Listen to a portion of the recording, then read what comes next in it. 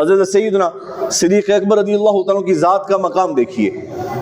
سرکار دو عالم صلی اللہ علیہ وسلم فرمانے لگے جنت کے دروازے ہیں، مختلف دروازے ہیں، جنت کے 7 دروازے ہیں. جنت کا ایک دروازہ وہ ہے جس کو باب الصلاح کہا جاتا ہے، یعنی نمازیوں کا دروازہ. کون سا دروازہ؟ یعنی نماز کا دروازہ. اس کا مطلب ہے اس دروازے سے قیامت والے دن جنت میں نمازیوں کو آواز دی جائے گی. کس دروازے سے؟ جو نماز باب الصلاح ہے نا، باب الصلاح. قیامت والے دن جنت میں آواز دے گا، باب الصلاح میں سے آواز آئے گی کہ نمازی میرے اندر سے آ جائیں، نمازی میرے اندر. اور ایک بات یاد رکھنی ہے، وہ دروازے ان دروازوں جیسے نہیں ہیں. یہ جو ہمارے نہیں چھوٹے چھوٹے دروازے، ان جیسے نہیں، وہ بڑے بڑے دروازے جہاں سے حضور کی امت گزر جائے گی. حضور کی امت تو ہم نے بھی جانا نا انشاءاللہ. تھوڑا بولیں نا جی، جانا ہی جانا ہے انشاءاللہ، ہیں جی انشاءاللہ. تو فرمایا کہ جو نماز والا دروازہ ہے اس میں سے کس کو آواز آئے گی؟ حضور فرمایا اس میں ایک دروازہ ہے جس میں سے روزے داروں کو آواز آئے گی. فرمایا اس میں ایک دروازہ ہے جس میں صدقہ دینے والوں کو آواز آئے گی. فرمایا ایک دروازہ ہے جس میں سے حج کرنے والوں کو آواز آئے گی. تو سیدنا صدیق اکبر وہیں بیٹھے تھے. قربان جائے. عرض کی یا رسول اللہ صلی اللہ علیہ وسلم، نمازیوں کو نماز والے سے، روزے داروں کو روزے والے سے، حاجیوں کو حج والے سے. یا رسول اللہ کوئی ایسا بندہ ہے جس کو ہر دروازے سے آواز آئے گی؟ حضور فرمانے لگے ابو بکر مجھے یقین ہے تو وہ بندہ ہے جس کو ہر دروازے سے آواز آئے گی کہ جنت میں داخل ہو.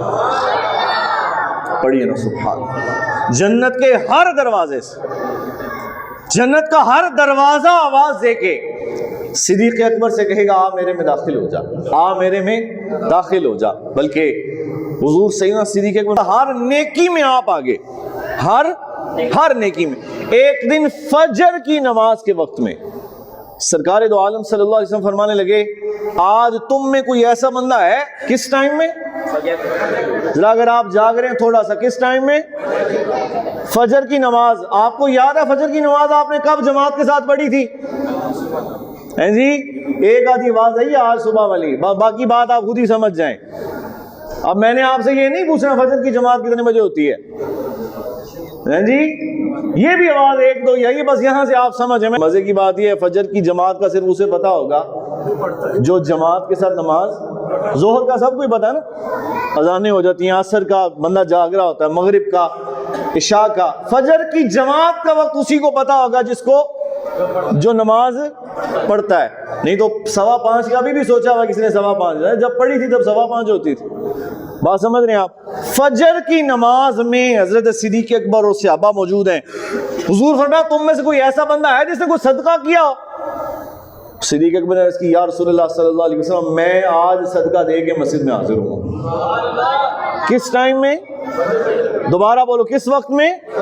حضور فرمایا تم میں کوئی ایسا بندہ ہے جس نے مریض کی عیادت کی ہو؟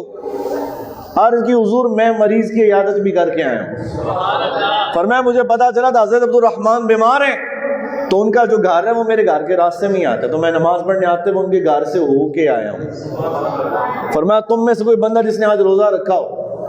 عرض کی حضور میں نے روزہ بھی رکھا ہوا.